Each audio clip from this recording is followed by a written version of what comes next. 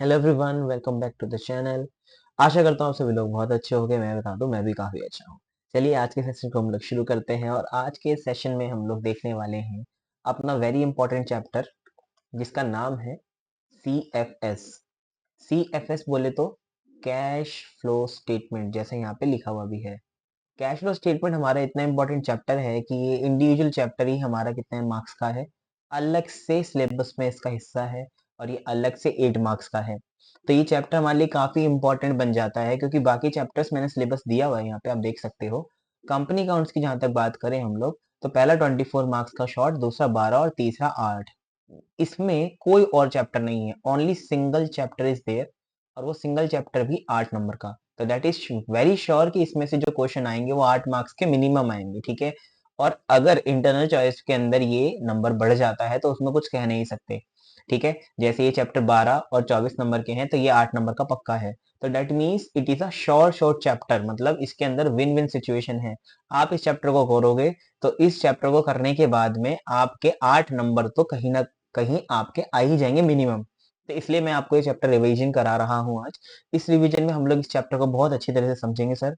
चलिए स्टार्ट करते हैं। हमने फाइनेंशियल स्टेटमेंट चैप्टर ऑलरेडी पढ़ा हुआ है, बस एक बार रिकॉल करा देता हूँ।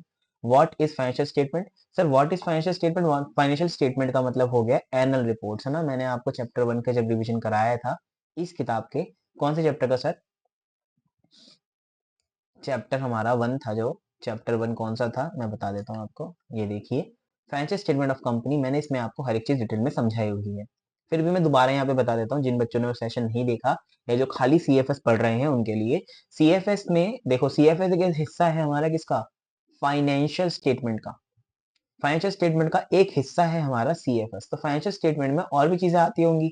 हाँ सर, और भी चीजें आती हैं। फाइनेंशियल स्टेटमेंट में क्या क्या आता है? फाइनेंशियल स्टेटमेंट में सबसे पहले हमारे पास balance sheet, then profit and loss account, then cash flow statement और फिर एक नोट्स टू अकाउंट नाम की चीज और आती है ना सर। ये सब हम पढ़ चुके हैं, तो ये सारी चीजें आती हैं। अब हम लोग ऑलरेडी बैलेंस शीट और प्रॉफिट एंड लॉस के बारे में डिस्कशन कर चुके हैं, नोट्स टू अकाउंट के बारे में डिस्कशन कर चुके हैं। Now we are left with cash flow statement. तो चलिए इस चैप्टर को स्टार्ट करते हैं। फाइनेंशियल स्टेटमेंट जब हम साल के अंत में बनाते हैं तो एक कंपनी को 4 चीजें मैंडेटली बनानी पड़ती है एज पर कंपनीज एक्ट, ठीक है। कंपनीज एक्ट के हिसाब से ये 4 चीजें बनानी पड़ती हैं। सर पहला बैलेंस शीट, दूसरा प्रॉफिट एंड लॉस जिसको हम लोग यहाँ पे एसपीएल बोलते हैं, और तीसरा नोट्स टू अकाउंट्स, और चौथा cash flow statement. Changes in equity भी होता है लेकिन वो अपने लिए रेलिवेंट इतना नहीं है। तो अपने लिए जो रेलिवेंट है वो 4 ही चीजें हैं। तो 4 चीजों में से 3 तो आप ऑलरेडी देख चुके हो, बची चौथी जो आज हम लोग देखेंगे। चलो देखो, इसके अंदर थ्योरी भी बहुत सारी मैं आपको कवर कराऊंगा, मतलब पूरा फुल फ्लैट चैप्टर है, बस यही आपको देखना है और उसके अलावा एक्स्ट्रा कुछ भी नहीं देखना। Cash flow statement has become crucial in recent year due to practical utility in understanding companies cash movement. देखो भाई, कैश सबके लिए इंपॉर्टेंट है।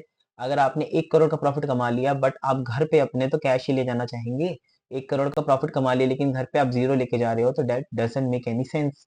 तो इंपॉर्टेंट डिसीजन बिजनेस के लेने के लिए कैश वेरी इंपॉर्टेंट है, और वो प्रॉफिट से अलग होता है। तो हमें उसके लिए एक स्टेटमेंट भी अलग बनानी पड़ेगी। प्रॉफिट देखने के लिए आप एसपीएल देखते हो, इसी तरह कैश का आपको बैलेंस देखने के लिए कैश फ्लो स्टेटमेंट देखनी पड़ेगी, ठीक है।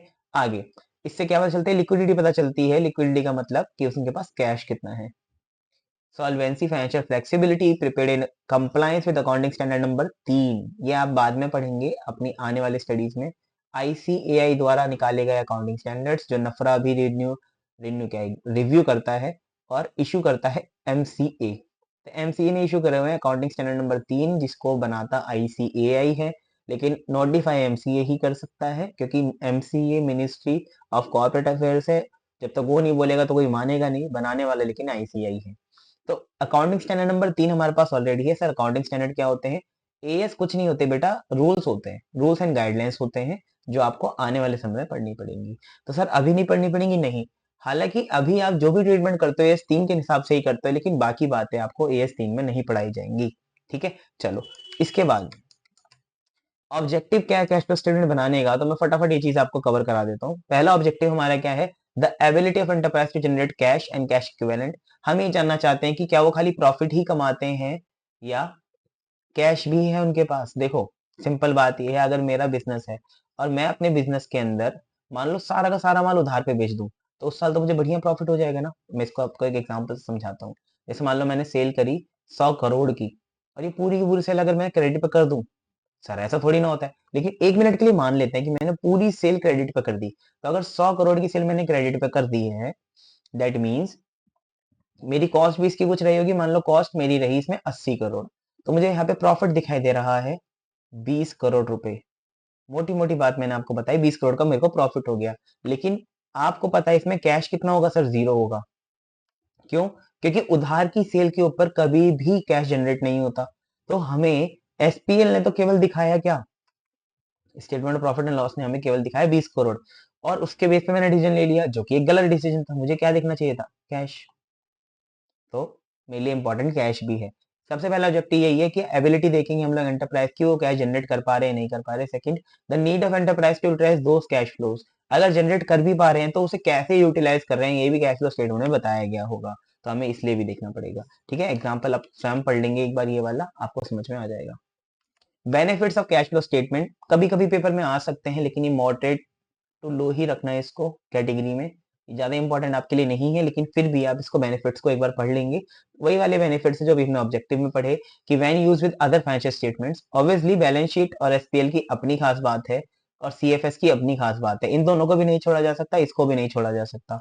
ठीक है जी, तो इन तीनों को जोड़ने के बाद आप एक डिसीजन ले सकते हो, तो ये इसका एक बेनिफिट है। Second, it aids in assessing the enterprise ability to generate cash in equivalents, ये भी हमने बात करा।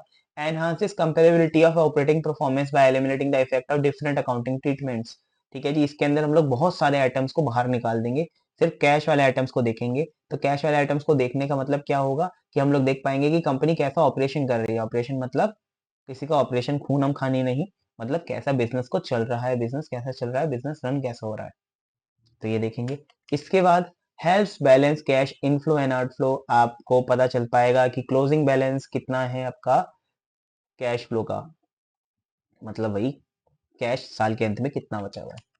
ठीक है जी, अकाउंटिंग फॉर कैश फ्लो हमारे लिए मेन इंपॉर्टेंट चीज है। ये जो हमने अभी तक चीजें देखी, this all was a part of theory. Treatment और अकाउंटिंग मेजर मतलब कोर अकाउंटिंग जो है वो यहाँ से शुरू होती है। कोर अकाउंटिंग मतलब जिसमें हम लोग एक्चुअली में कुछ चीज बनाएंगे, उसको देखेंगे और करेंगे।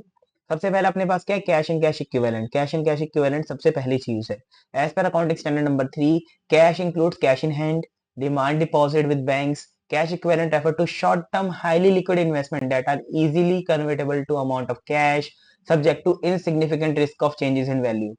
Example: preference shares close to redemption, short-term marketable security readily convertible into cash। मतलब भाई AS3 ने बोला कि आप कैश के साथ साथ एक शब्द और जोड़ लो, कैश एंड कैश इक्विवेलेंट्स। मतलब भाई कैश तो अपने आप में कैश माना ही गया है, ठीक है, कैश एट बैंक को भी आप इसमें ही लिखोगे।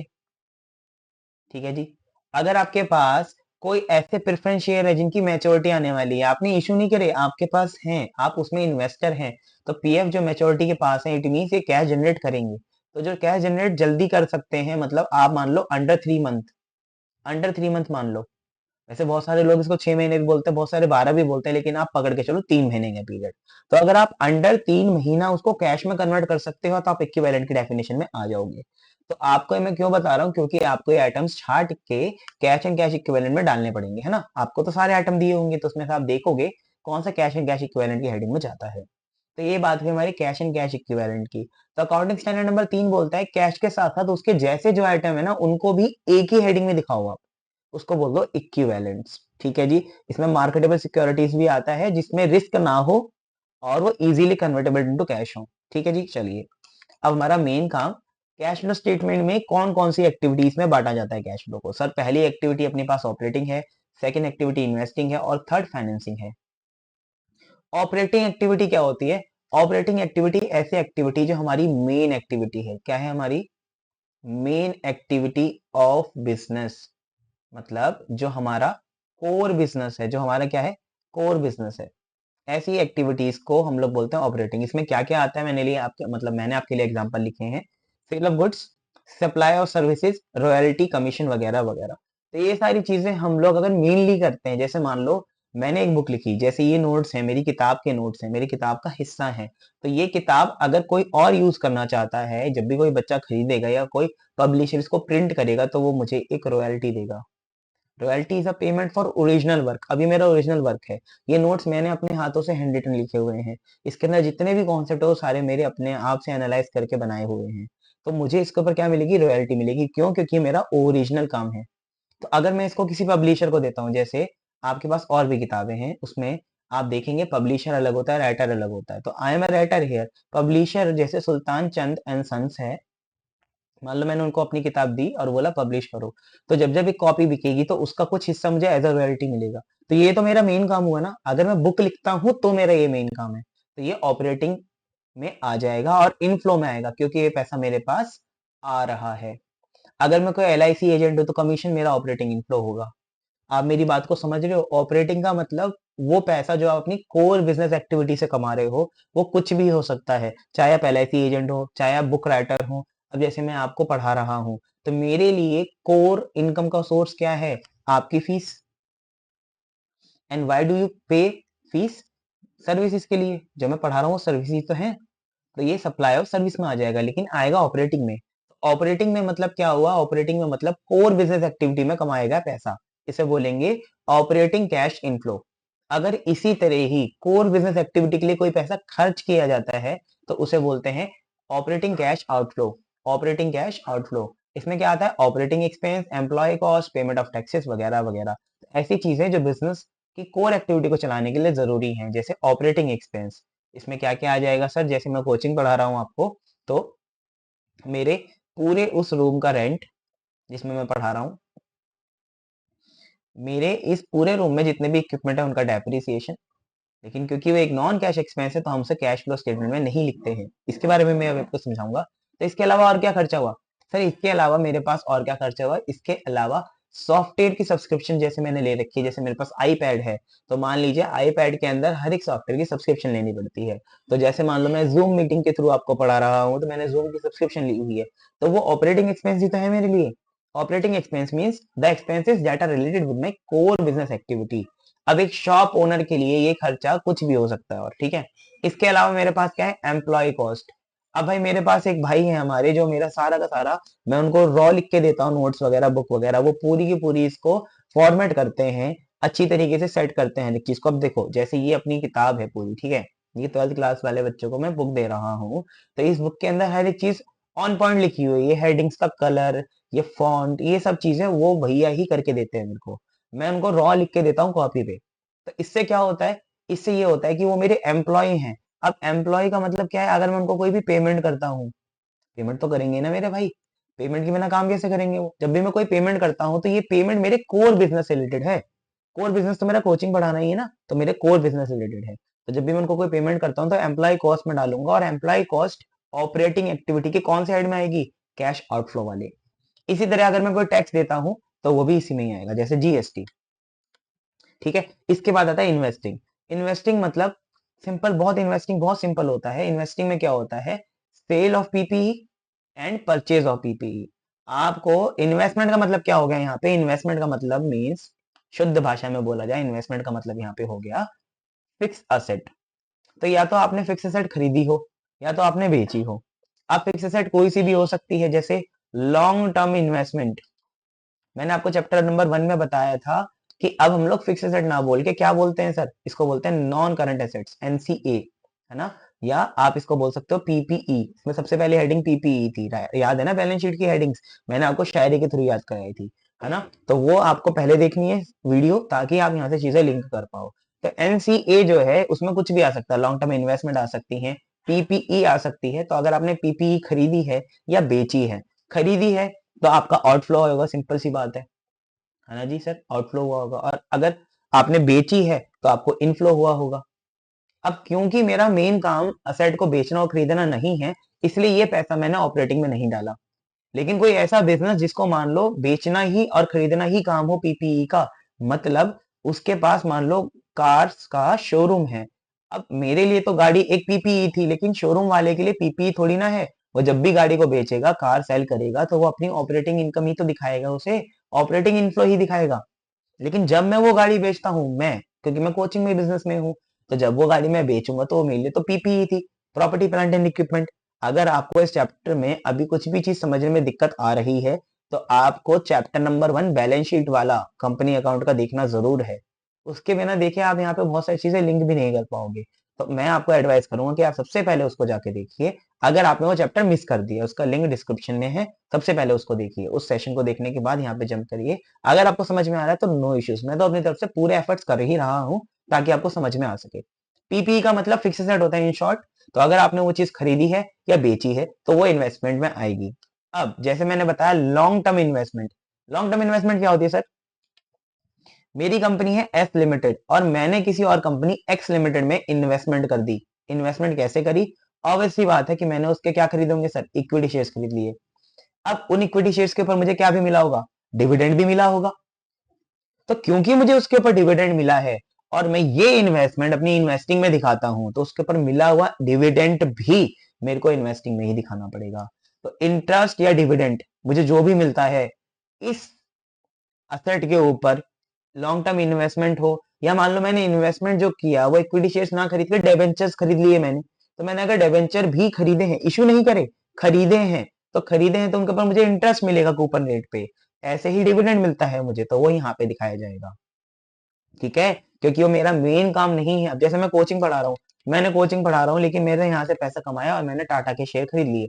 अब टाटा ने मुझे डिविडेंड दिया, तो मैं सोच रहा हूँ यार मैंने पैसा जो कमाया था वो तो कोचिंग से ही कमाया ना भाई, ऑपरेटिंग एक्टिविटी से कमाया, ऑपरेटिंग कैश इनफ्लो था। अब उसी को ही यहाँ पे लगाया और उसी से डिविडेंड कमाया, तो ये भी तो ऑपरेटिंग में जाना चाहिए। तो नहीं बेटा, ये ऑपरेटिंग में नहीं जाएगा, ये जाएगा आपका इन्वेस्टिंग में। और इन्वेस्टिंग में भी कौन सी साइड जाएगा? इनफ्लो वाली साइड में जाएगा।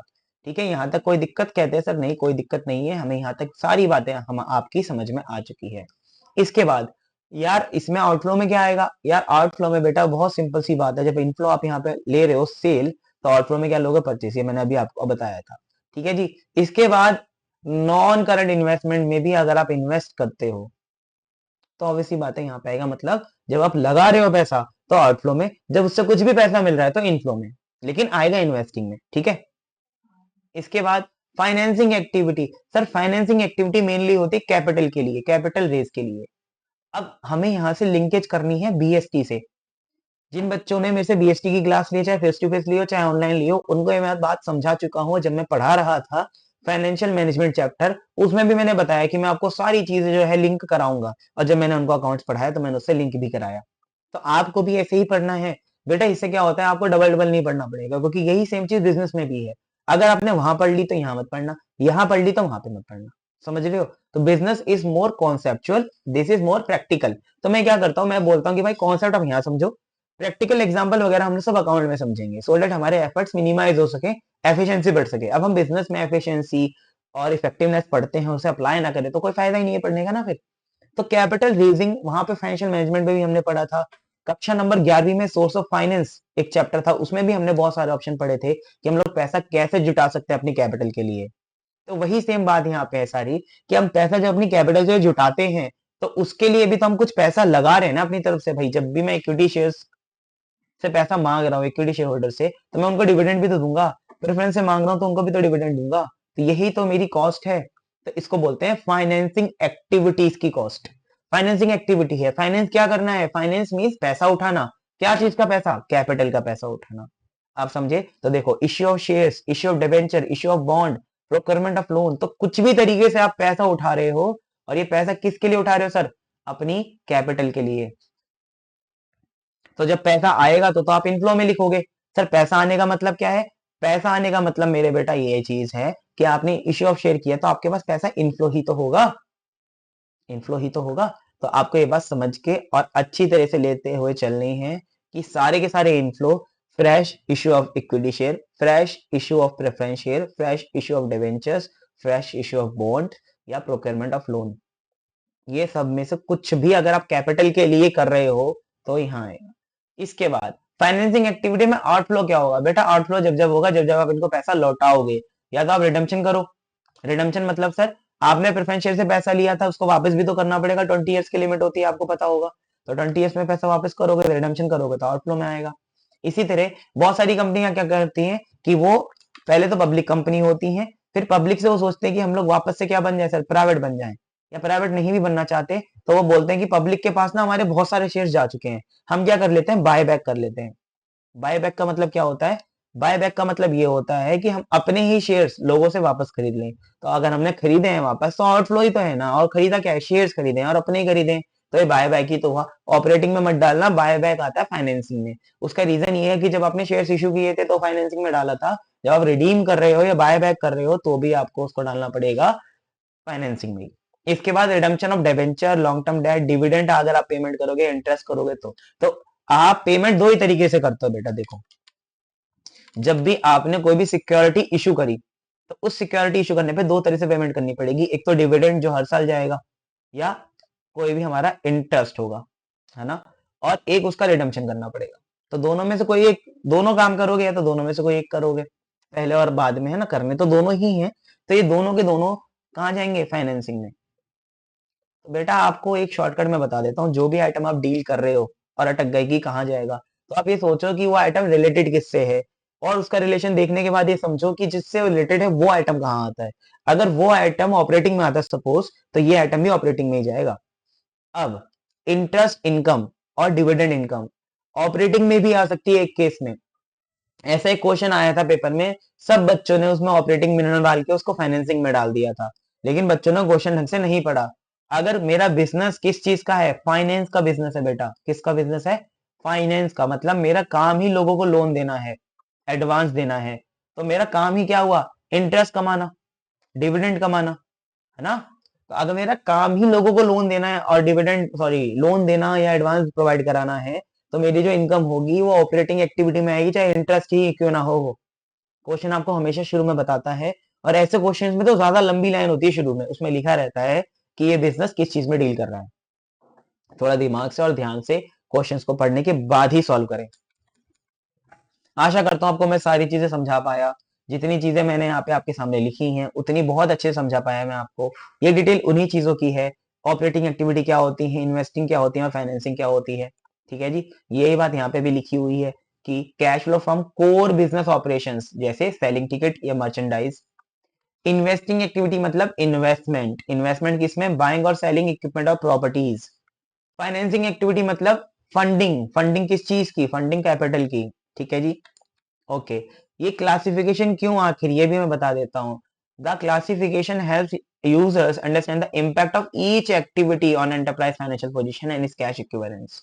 मतलब हो सकता है कि आप ऑपरेटिंग एक्टिविटी में इनफ्लो ज्यादा कर रहे हो और आउटफ्लो कम, और सेम टू सेम हो सकता है इन्वेस्टिंग में भी कर रहे हो, लेकिन ऐसा भी तो हो सकता है कि आप इन्वेस्टिंग में आउटफ्लो ज्यादा कर रहे हो, इनफ्लो कम कर रहे हो।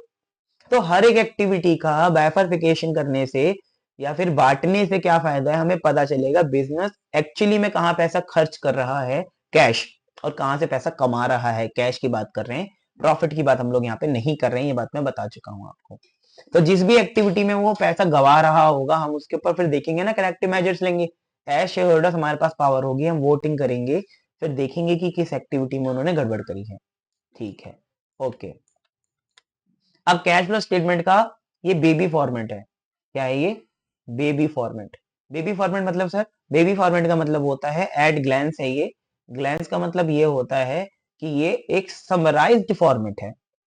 छोटा क्वेश्चन है जैसे, उसमें आपको क्या करना पड़ेगा? पहले ऑपरेटिंग का कैश फ्लो निकालो, फिर इन्वेस्टिंग का निकालो, फिर फाइनेंसिंग का निकालो। बहुत छोटा क्वेश्चन आएगा तो ये सारे दे रखे होंगे, जैसे मान लो ऑपरेटिंग का 100 दे रखा है क्वेश्चन में, फाइनेंसिंग का 100 दे रखा है, और इन्वेस्टिंग का भी 100 ही दे रखा है। तो तीनों का हम लोग सबसे पहले जोड़ेंगे, लिखेंगे नेट कैश फ्लो जनरेटेड या फिर यूज्ड। अगर ये नेगेटिव आता है तो यूज्ड, पॉजिटिव आता है तो जनरेटेड। ए प्लस बी प्लस सी, तो ए बी और सी तीनों को मैंने जोड़ा तो यहाँ पे आ गया 300।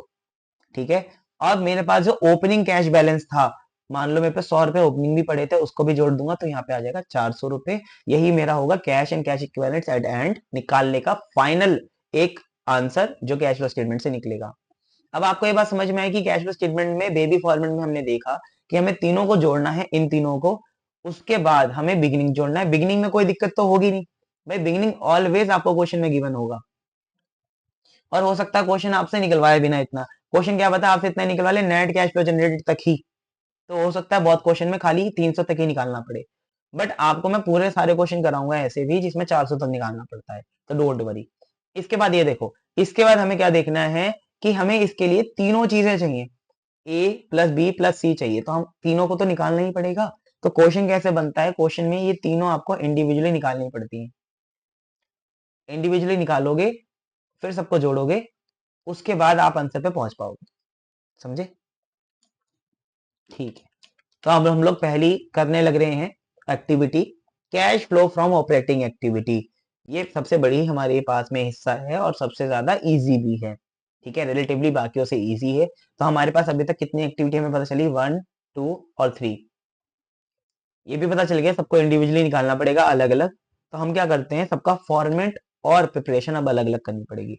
फटाफट रिकॉल करते हैं सारी चीजें जो हमने पढ़ी हुई है। Cash flow from operating activity, indirect method ही अपने सिलेबस में है, डायरेक्ट मेथड अपने सिलेबस में नहीं है।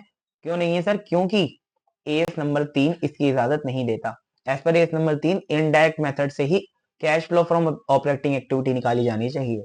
ये सिर्फ और सिर्फ ऑपरेटिंग एक्टिविटी का मेथड है, बाकियों में ये मेथड्स अवेलेबल ही नहीं है। तो बाकियों में तो एक ही मेथड है, इसमें दो मेथड है ऑपरेटिंग के लिए, डायरेक्ट और इनडायरेक्ट। इसमें हमें सिर्फ डायरेक्ट ही इनडायरेक्ट ही फॉलो करना है, क्योंकि एएस नंबर 3 बोलता है। ठीक है जी, आगे देखिए, ये स्टार्ट कहां से करेंगे, cash flow from operating activity लिखेंगे हेडिंग। इसके बाद सबसे पहले लिखेंगे नेट प्रॉफिट बिफोर। सर यहाँ पे थोड़ा फोकस देंगे, बिफोर मतलब पहले, टैक्स एंड एक्सटर्नरी आइटम मतलब हमें जो भी नेट प्रॉफिट क्वेश्चन में दिया होगा, वो अगर हमारा आफ्टर टैक्स है, आफ्टर टैक्स का मतलब उसमें से टैक्स घटा हुआ है, तो हमें वो नहीं लेना, हमें बिफोर लेना है। सर मैं समझाता हूँ, जैसे हमारा प्रॉफिट आया, नेट प्रॉफिट 1000, उसमें से हमने टैक्स घटा दिया 20 रुपए, तो हमारा प्रॉफिट बचा 980। अब ये जो 980 है, ये प्रॉफिट आफ्टर टैक्स है, पैट है। हमें ये नहीं चाहिए, हमें चाहिए ये 1000 रुपए, तो हमें चाहिए प्रॉफिट बिफोर टैक्स। ठीक है जी, तो अगर हमें पैट दिया होगा तो पैट में हम लोग टैक्स जोड़ देंगे, सिंपल। और क्या करेंगे, पैट में टैक्स जोड़ के हम लोग पीबीटी निकाल लेंगे। तो हमें पीबीटी चाहिए। अब पीबीटी में, और मतलब पीबीटी में भी और उसके अलावा और सारे आइटम्स में भी हमें थोड़ी एडजस्टमेंट करनी पड़ती है, जो मैं आपको नोट नंबर 1 में सिखाता हूँ। देखिए, तो हमें जो पहला आइटम चाहिए यही निकालने में हमें थोड़ा एडजस्टमेंट करना पड़ेगा। देखिए कैसे निकालेंगे। पहला आइटम निकालने के लिए हम क्या करेंगे, balance of statement of profit and loss और रिजर्व सरप्लस। हमें क्वेश्चन में क्या होता है, देखो बैलेंस शीट आपने भी पढ़ रखी है ऑलरेडी, उसमें 2 साल होते हैं, एक तो करंट ईयर और एक प्रीवियस ईयर, दोनों का बैलेंस होता है। तो जैसे मान लो रिजर्व एंड सरप्लस का बैलेंस है, एसपीएल का बैलेंस रिजर्व एंड सरप्लस में ही आता है, आप सभी को ये बात पता है। तो मान लो करंट ईयर में हमारा एसपीएल का बैलेंस 150 है, प्रीवियस ईयर में 100 था। तो आपको ना कंपेयर करना पड़ेगा, और कंपेयर करके पता चला 50 रुपए बढ़ा है, तो इट मीन 50 रुपए ही आपका करंट ईयर का प्रॉफिट है। हमें करंट ईयर का ही प्रॉफिट चाहिए, तो हमें सबसे पहले करंट ईयर का प्रॉफिट चाहिए। ठीक है, तो balance of statement of profit and loss और रिजर्व एंड सरप्लस वो लिखेंगे। इसके बाद अगर आपने इंटरिम डिविडेंड पे किया है कुछ भी, सर इंटरिम डिविडेंड क्या होता है, इंटरिम डिविडेंड जो हाफ ईयर में या क्वार्टर में पे कर दिया जाता है, या किसी भी टाइम साल के दौरान पे किया जाता है, उसे इंटरिम डिविडेंड बोलते हैं। अगर आपने डिविडेंड कोई से भी तरीके का पे किया है, इंटरिम डिविडेंड हो या कोई और सा भी डिविडेंड हो, उसको आप यहाँ पे एड बैक करेंगे।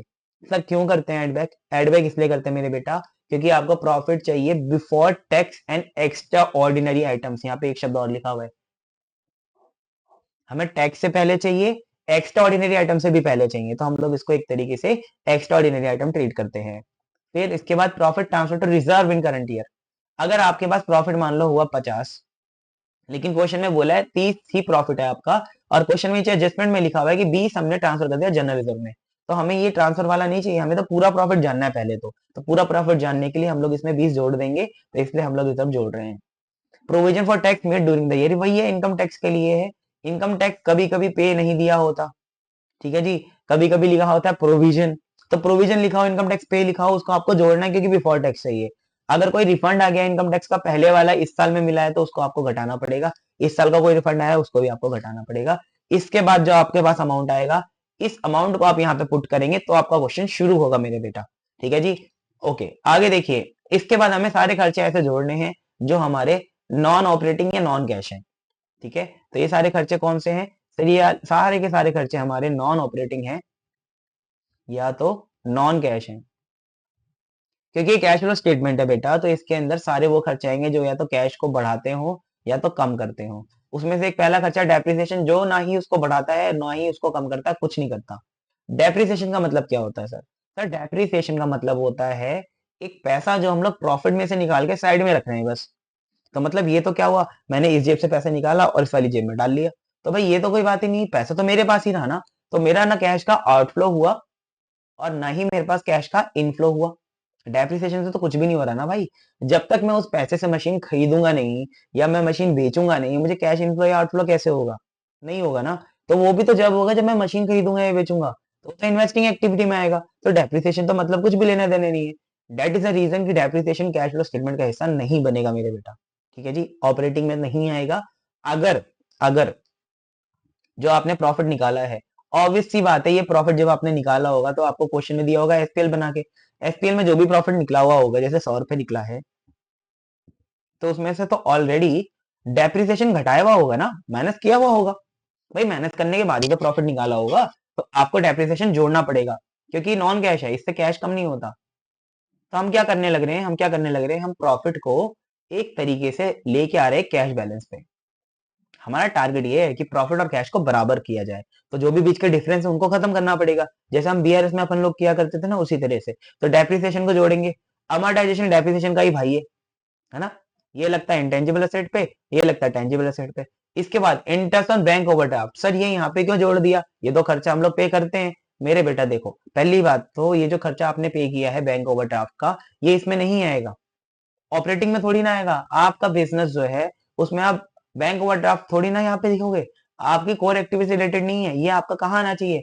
सर ये आपका आना चाहिए इन्वेस्टमेंट में, तो आएगा नहीं। उसमें तो भाई आपका आता है क्या चीज, पीपीई और वगैरह चीजें। तो ये आपका आना चाहिए फाइनेंसिंग में, है ना बेटा। तो ये फाइनेंसिंग में जाएगा। तो जो भी चीज यहाँ पे लिखी हुई है लेकिन दूसरी एक्टिविटी की, तो यहाँ से तो आप हटाओगे। अब क्योंकि ये खर्चा था तो पहले घटाया होगा, तो उसका अपोजिट करके जोड़ देंगे। ऐसी interest on cash credit, interest on boring, interest on debenture, expense of issue of share. अब इश्यू ऑफ शेयर तो भाई फाइनेंसिंग में ही जाना चाहिए। अंडर राइटिंग कमीशन शेयर से रिलेटेड होती है, उसमें जाना चाहिए। Loss on sale of fix asset. अब अगर फिक्स एसेट है तो ये तो इन्वेस्टमेंट जाना चाहिए, इन्वेस्टिंग में, क्योंकि इन्वेस्टमेंट है ना ये। जब इन्वेस्टमेंट पे पैसा कमाने के लिए आप इन्वेस्टिंग में डालते हो, तो उसके ऊपर लॉस भी तो इन्वेस्टमेंट में डालोगे। Increase in provision for doubtful debts. ये सारी की सारी चीजें आपके ऑपरेटिंग का हिस्सा नहीं होती हैं। ठीक है जी, तो इसलिए यहां से हटाएंगे। अब ये जो increase in provision for doubtful debts है, आप चाहे इसे यहाँ दिखा दीजिए, चाहे नीचे वाली हेडिंग में दिखा देना। तो आपको पहला काम क्या करना है? पहला काम करना है net profit before tax and extraordinary item, जो मैंने अभी बताया कैसे निकालना थोड़ी देर पहले। उसके बाद आपको सारे non cash non operating item जो घटा दिए हैं उन्हें जोड़ने हैं, और जो आपने जोड़ दिए हैं उन्हें घटाना है, क्योंकि हमें हटाना है ना उस चीज को, तो उसका उल्टा करना पड़ेगा। तो खर्चे घटाते हैं नॉर्मली तो जोड़ के खत्म किए, इनकम जोड़ते हैं नॉर्मली तो घटा के खत्म करेंगे। जैसे इंटरेस्ट अर्नड, तो इंटरेस्ट आपने जो कमाया वो आपके यहाँ पे थोड़ी ना आएगा, वो आपका कहाँ पे आना चाहिए सर? वो आपका आना चाहिए आपका इन्वेस्टिंग के। फाइनेंसिंग मत बोल देना, कोई सा भी बहुत मारूंगा, क्योंकि इन्वेस्टिंग में आना चाहिए ना। वो आपने अगर इन्वेस्टमेंट करी है, डिविडेंड कमाया, इन्वेस्टिंग। रेंटल इनकम भी इन्वेस्टिंग, क्योंकि आपने प्रॉपर्टी में इन्वेस्ट किया है। Gain on sale of fixed asset, investing. Decrease in provision for doubtful debts. अब ये वाली जो चीज है ना, प्लस और माइनस दो आइटम, आप चाहो तो यहाँ दिखा सकते हो, चाहो तो नीचे दिखा सकते हो, जो दूसरी हेडिंग है। अब देखो, इतना करने के बाद आपका क्या निकलेगा? Operating profit before working capital changes. Now you better know कि वर्किंग कैपिटल किसे कहते हैं। Current assets minus current liability को कहते हैं, है ना। तो करंट एसेट और करंट लायबिलिटी से इफेक्ट होती है वर्किंग कैपिटल। तो अब हमें क्या करना है? डिक्रीज इन करंट एसेट्स को जोड़ना है, इंक्रीज इन करंट एसेट्स को, कहां गया इंक्रीज, उसको घटाना है। तो असेट के लिए क्या है? असेट के लिए क्या है? अगर असेट बढ़ी तो माइनस, घटी तो प्लस। कौन सी असेट? करंट असेट केवल। लायबिलिटीज के लिए सीधा सीधा हिसाब है। लायबिलिटीज अगर बढ़ी तो जोड़ो, लायबिलिटीज अगर घटी तो घटाओ। सर ऐसा क्यों? देखो, कैश की बात चल रही है, तो कैश में क्या होता है? कैश बहुत मेजरली कनेक्ट होता है करंट असेट से, है ना। करंट असेट से कनेक्टेड होता ही है मेरे भाई, क्योंकि करंट असेट्स करंट क्यों है? क्योंकि ये इजीली कन्वर्टेबल है कैश में, इजीली कन्वर्टेबल। तो अगर कोई भी एसेट हमारी बढ़ती है ना, कोई भी एसेट हमारी क्या होती है? बढ़ जाती है, इंक्रीज इन करंट एसेट हो जाता है, इसका मतलब हमारा वर्किंग कैपिटल बढ़ गया, तो उसे हमें नॉर्मलाइज करने के लिए घटाना पड़ेगा। इसी तरह अगर करंट एसेट हमारी घट जाती है तो उसको हम लोग ऐड करते हैं नॉर्मलाइज करने के लिए। लायबिलिटीज का सिंपल है, अगर बढ़ गई तो हमें और पैसे देने पड़ेंगे, तो इसलिए हम उसे घटा देते हैं। घट गई तो पैसे कम देने पड़ेंगे तो जोड़ देते हैं। ठीक है जी। अब क्योंकि असेट और लायबिलिटी से आप यहाँ पे लिख रहे हो करंट असेट और करंट लायबिलिटी, और प्रोविजन भी एक करंट लायबिलिटी ही होती है हमारी, तो आप चाहो तो ये जो प्लस माइनस वाले आइटम है ना, इसको नीचे लिख सकते हो। कैसे sir? Increase in provision. Increase in provision का मतलब क्या है? कि लायबिलिटी बढ़ गई, तो लायबिलिटी बढ़ गई तो increase in current liability, increase in current liability तो जोड़ते ही हैं हम, तो इसलिए तो इसको हम जोड़ रहे हैं। तो बेटा आप इसको नीचे ही लिख लेंगे तो ज्यादा अच्छे से आपको लॉजिक भी समझ में आएगा। और प्रोविजन फॉर डाउटफुल डेट्स अगर घट गई तो करंट लायबिलिटी घटती तो माइनस करते हैं, तो इसको इसी के साथ लिंक करके आप याद करना। ठीक है, इसके बाद कैश जनरेटेड फ्रॉम ऑपरेशंस आ जाएगा, उसमें से हम लोग घटा देंगे income tax paid, net of refund obviously अगर मैंने इनकम टैक्स पे किया 1000, मुझे 20 रुपए रिफंड मिल गया तो 980 तो पे करे, तो मैं 980 ही लिखूंगा। फिर इनकम टैक्स में घटा दूंगा, उसके बाद आएगा cash generated from operating activities. अब आपने एक बात नोटिस करी कि जब हम लोग नेट प्रॉफिट निकाल रहे थे पहली बार यहाँ पे, तो हमने बिफोर टैक्स निकाला, तो हमने टैक्स जोड़ा था और उसी टैक्स को कहीं ना कहीं हमने यहाँ पे घटा दिया। हाँ, तो ऐसे ही करना है, पहले हमें नॉर्मल प्रॉफिट निकाल लेना है, उसके बाद हमें एक बार नॉर्मल प्रॉफिट मिल जाएगा तो हम लोग टैक्स घटा देंगे, लेकिन हमें नॉर्मल प्रॉफिट मिल गया है ना सर, नॉर्मल प्रॉफिट तो मिल ही गया, तो हमें पता है नॉर्मल प्रॉफिट कितना है, हमें पता है टैक्स कितना है, और हमें पता है प्रॉफिट आफ्टर टैक्स कितना है, तो कोई दिक्कत नहीं है।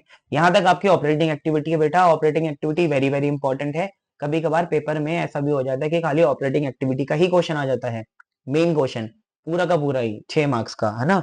तो 2 नंबर का था एमसीक्यू, आपका 6 नंबर का ये है, तो बहुत बार ऐसा भी हो जाता है, बहुत बार ऐसा भी हो सकता है कि 3-3 नंबर के 2 क्वेश्चन आ जाए उसमें, लेकिन ऑपरेटिंग का आना पक्का है।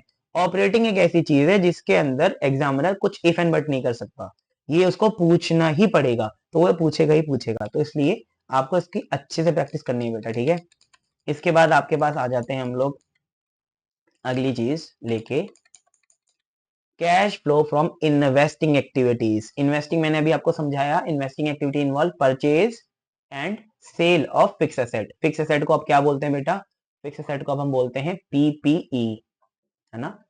आगे इन्वेस्टमेंट भी आती है इसमें, एक्सक्लूडिंग कैश इक्विवेलेंट्स, है ना, कैश इक्विवेलेंट इसमें नहीं आएंगे क्योंकि वो करंट एसेट है, और करंट एसेट का बढ़ना या घटना आप ऊपर ऑपरेटिंग में दिखाते हैं क्योंकि वो वर्किंग कैपिटल का हिस्सा होते हैं, है ना, यहाँ पे दिखाते हैं, देखिए करंट एसेट, और ये रहा करंट एसेट।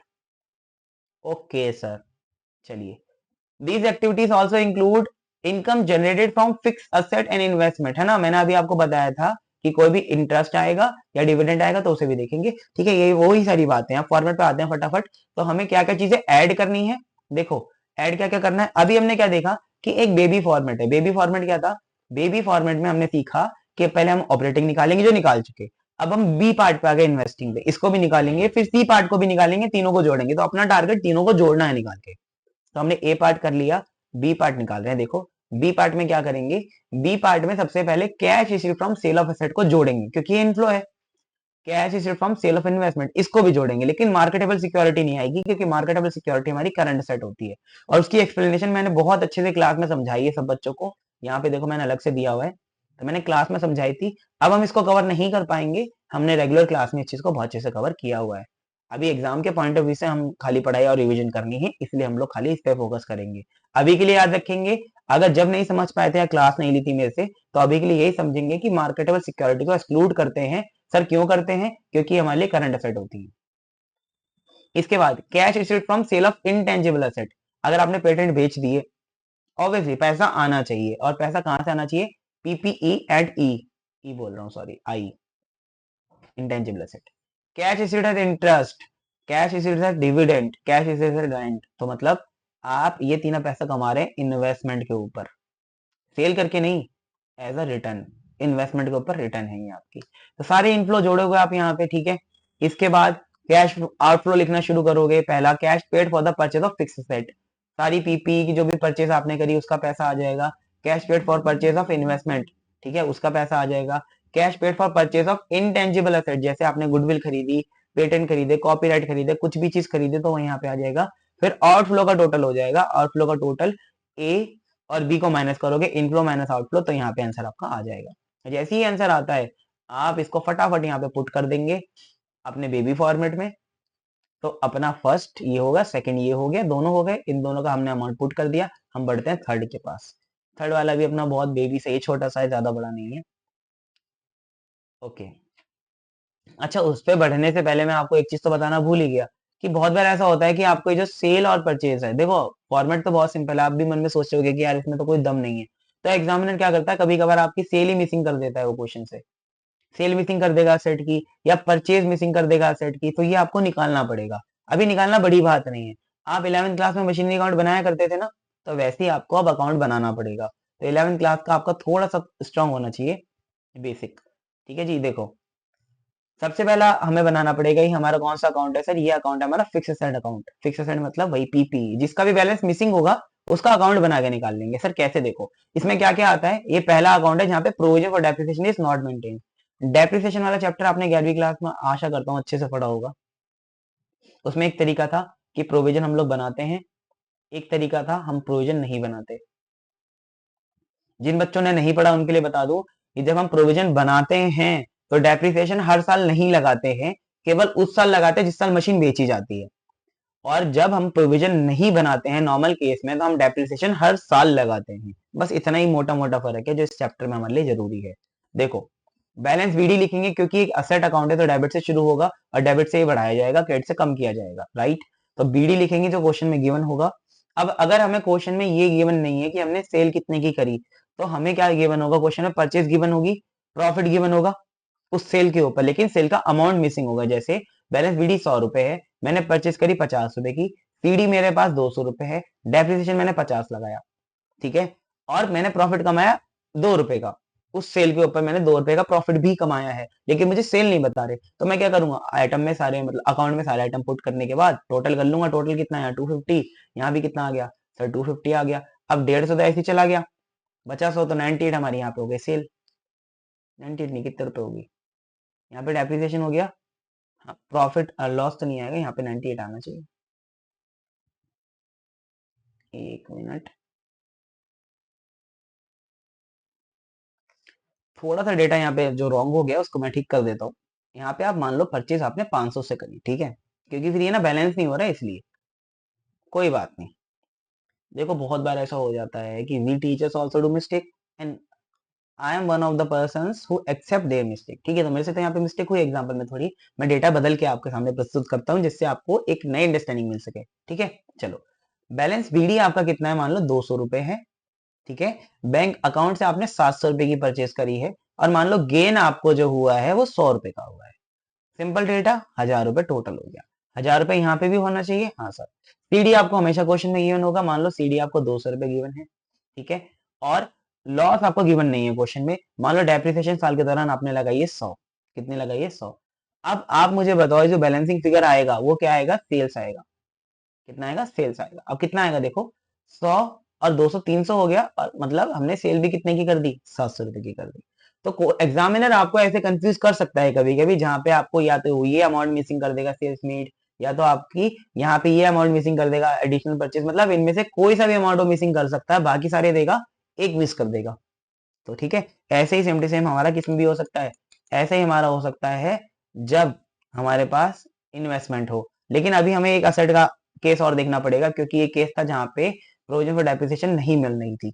लेकिन अगर प्रोविजन फॉर डेप्रिसिएशन बनाते हैं तो उस केस में क्या होता है, डेप्रिसिएशन हम केवल जब ही लगाते हैं जब मशीन या असेट बेची जाती है, सेल करी जाती है। तो बस इतना डिफरेंस है। तो उसके अंदर ना एक्यूमुलेशन वाला बैलेंस दिया होगा क्वेश्चन में थोड़ा सा डेटा अलग होता है, बस और कोई फर्क नहीं है ज्यादा।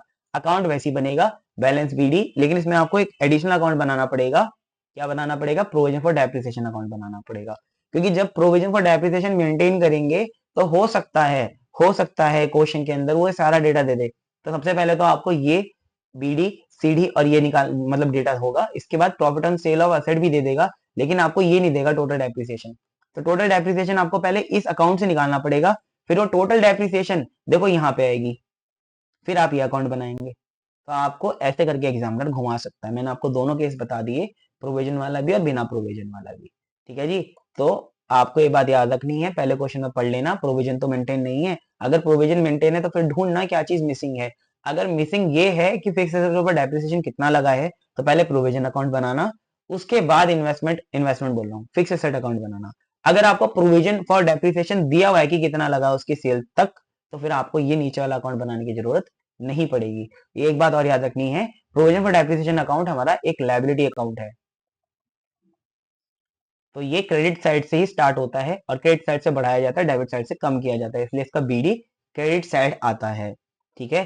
क्रॉस पोस्टिंग का हम लोग जानते हैं रूल, इसीलिए ये यहां से सीधा क्रॉस पोस्ट होके डेबिट से इसके क्रेडिट साइड आएगा, क्योंकि ये एसेट अकाउंट है, डेबिट करने से हमारा बढ़ता है और क्रेडिट करने से हमारा घट जाता है। ओके आगे देखिए, आगे अपने पास इन्वेस्टमेंट अकाउंट, बिल्कुल वैसे ही जैसे हमने फिक्स एसेट अकाउंट बनाया, बस इन्वेस्टमेंट के नाम से है।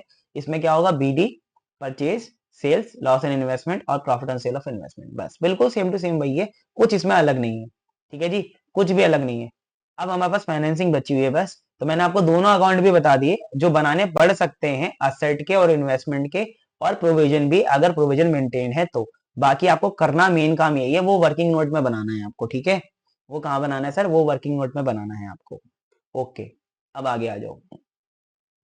आगे आपके पास जो बीच बीच में थ्योरी है, ये सब आप खुद भी कवर कर सकते हैं। इंपॉर्टेंस ऑफ फाइनेंसिंग एक्टिविटीज बहुत ही सिंपल सी चीज है, इसलिए मैं यहाँ पे आपको कवर इस चीज को नहीं करा रहा हूँ, एग्जाम के पॉइंट ऑफ व्यू से भी उतनी इंपॉर्टेंट नहीं है। ये कॉन्सेप्चुअल अंडरस्टैंडिंग जो हम लोग बिल्ड कर रहे होते हैं बेसिस, जब जरूरी होती है। अब इसकी कोई भी महत्वता नहीं है, जितना हमने समझना था समझ लिया। अब हम पेपर के लिए जब पढ़ेंगे तो रिविजन करते समय इसके ऊपर खाली नजर मार लेंगे, बस इतना ही करेंगे। अब समझने का समय हमारा जा चुका है। फाइनेंसिंग एक्टिविटी लास्ट बची है, इसके बाद चैप्टर ही अपना खत्म हो जाएगा। देखो मैंने आपको फटाफट 1 घंटे से भी कम में पूरा चैप्टर रिवाइज करा दिया। कंडीशन बीइंग दैट कि आपको चैप्टर पहले से आता था, जब भी आप इसको रिकॉल भी कर पाए होंगे। अगर आपको चैप्टर पहले से नहीं आता था तो अभी मैं इस सेशन के बाद में एक सेशन और लूंगा जिसमें मैं क्वेश्चंस कराऊंगा, इंपॉर्टेंट इंपॉर्टेंट क्वेश्चंस वाले सेशन में। आप क्या करना, इस सेशन में अगर आप पहली बार पढ़ रहे हो तो रिवीजन से मुझे पता है कि आपको 100% नहीं तो 50 to 60% तो समझ में आ ही गया होगा। बाकी बचाओ 40% कैसे हिट होगा, जब मैं क्वेश्चन कराऊंगा तो आप वो भी हिट कर जाएंगे। लेकिन जिन बच्चों ने पहले से पढ़ा हुआ है तो उनकी प्रिपरेशन में 4 चांद लग जाएंगे। अब जो बच्चे पहले से पढ़ के बैठे हैं और जो बच्चे अभी पढ़ रहे हैं, उनमें क्या फर्क होगा। जिन बच्चों ने पहले से पढ़ा हुआ है वो बनाएंगे अपनी स्पीड, वो बनाएंगे अपनी एक्यूरेसी, वो बनाएंगे अपनी बेस्ट प्रेजेंटेशन, है ना। वो इन चीजों पे प्रैक्टिस करेंगे क्योंकि उनको क्वेश्चन सॉल्व करना आता है। जिन बच्चों ने पढ़ाई नहीं करी, हो सकता है पेपर में वो एक्यूरेसी में थोड़ा नीचे रह जाएं, जोड़ने घटाने में थोड़ा गलती कर दें, प्रेजेंटेशन थोड़ा गलत बनाया है, और परफॉर्मेंस भी थोड़ी लो कर पाए, और टाइम तो वो ज्यादा ही लेंगे ऑब्वियसली बात है, क्योंकि उन्होंने प्रैक्टिस नहीं करी। तो ऐसा मत समझना जिन बच्चों ने पहले पढ़ा हुआ उनका कोई फायदा नहीं, नहीं फायदा उनका ही ज्यादा है, क्योंकि इस समय पे वो इन चीजों पर फोकस करेंगे और बाकी सब्जेक्ट भी पढ़ पाएंगे। लेकिन जिन बच्चों ने कभी पढ़ाई ही नहीं करी पहले, जो फर्स्ट टाइम रिवीजन से ही देख रहे हैं, तो उनको मैं करवा तो दूंगा सब चीजें, बट स्पीड नहीं बना पाऊंगा। तो इसलिए वो 3 घंटे का पेपर उनको आते हुए भी मैं ये लिख के दे सकता हूँ कि वो फुल अटेम्प्ट नहीं कर सकते, होल अटेम्प्ट नहीं कर सकते, अगर मैं समझा भी दूं तो भी। तो अभी आप ये 8 नंबर का चैप्टर तो कर ही लेना, इसके बाद वाला सेशन भी जरूर देख लेना जिसमें मैं क्वेश्चन कराऊंगा, क्योंकि रिवीजन के साथ साथ आपको क्वेश्चन भी अगर मैं करा दूंगा बहुत अच्छे अच्छे चुन के कराऊंगा, स्पेशल 30 क्वेश्चन या उससे भी कम हो सकता है मैं कराऊं। बहुत ऐसे क्वेश्चन मैं ढूंढ के कराऊंगा आपको जो पेपर में बिल्कुल उसी तरह से आएंगे, टेंशन नॉट। वो सेशन लेकिन आपको जरूर देखना है। देखो इसमें भी इनफ्लो और आउटफ्लो दो तरीके के होंगे, हम लोग ऑलरेडी समझ चुके हैं कि इसमें क्या क्या आता है। सबसे पहला, इक्विटी शेयर से जो पैसा मिलेगा उसको जोड़ेंगे, प्रेफरेंस शेयर से जो पैसा मिलेगा उसे जोड़ेंगे, लॉन्ग टर्म लोन, खाली लॉन्ग टर्म लोन होगा उसको जोड़ेंगे। सर शॉर्ट टर्म जो लेंगे उसको कहाँ लिखाएंगे, उसको कहीं नहीं दिखाना मेरे भाई, उसको करंट एसेट और करंट लायबिलिटी में एडजस्ट करेंगे ऑपरेटिंग में। ये बच्चे बहुत समझते ही नहीं है कि शॉर्ट टर्म लोन कहीं नहीं आता मेरे भाई, खाली वो कहाँ एडजस्ट होता है, करंट एसेट और करंट लायबिलिटी यहाँ पे इस जगह पे एडजस्ट होता है वर्किंग कैपिटल में, और वो कहीं पे भी नहीं आएगा उसका पैसा। ठीक है, लॉन्ग टर्म लोन का पैसा वो आएगा यहाँ पे, मैं बता देता हूँ आपको कहाँ आएगा, ये रहा, वो यहाँ पे आएगा लॉन्ग टर्म पैसा लोन का या डेबेंचर का, क्योंकि डेबेंचर भी एक तरह से लोन ही होते हैं, आपने वो चैप्टर पढ़ा हुआ है ना। प्रोसीड फ्रॉम बैंक ओवरड्राफ्ट, अगर आपने बैंक से ओवरड्राफ्ट लिया, कैश क्रेडिट लिया तो वो भी यहीं पाएगा, तो ये सब तो इनफ्लो है। अब इनसे जुड़े हुए खर्चे एक्सपेंस जो होते हैं वो आउटफ्लो में आ जाएंगे।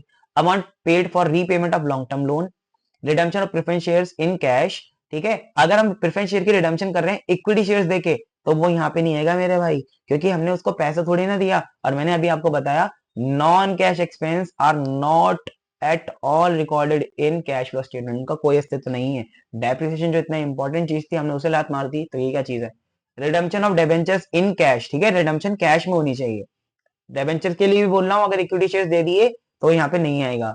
Buy back of equity shares, ठीक है, payment of bank overdraft and cash credit, interest paid on long term loan and debenture, या तो रिडेम्पशन या तो उसका interest, final dividend paid, interim dividend paid, dividend paid on preference, तो सारा dividend यहाँ पे आएगा। ऑपरेटिंग में था, आपको मैंने एक्स्ट्रा ऑर्डिनरी में माइनस करवाया था वो, है ना। एक्स्ट्रा ऑर्डिनरी आइटम्स में हमने जो बहुत पहले शुरू में देखा था सबसे, ये देखो इंटरम डिविडेंड, या मैंने बोला था कोई सा भी डिविडेंड आपने जो पे किया हो उसे यहाँ पे आपको प्लस करना है। सर क्योंकि पहले माइनस था इसलिए प्लस किया, तो रिवर्स कर दिया, और यहाँ पे आके लास्ट में आके हम लोग उसको फाइनेंसिंग में वापस से क्या करेंगे सर, एडजस्ट कर देंगे। ये देखो जी, तो टोटल आउटफ्लो आ जाएंगे, और अपना कैश जो भी आएगा इससे वो 1 ए माइनस बी करके आएगा। ये ए हो गया अपना और ये हो गया अपना बी।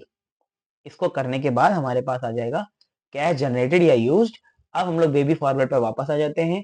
बेबी फॉरवर्ड में मैं आपको समझा चुका हूँ, तीनों आइटम्स को जो आपने निकाले हैं अभी कैश फ्लो से, उन सबको जोड़ना है, उसमें ओपनिंग कैश बैलेंस जोड़ना है, फिर आपका आंसर आ जाएगा।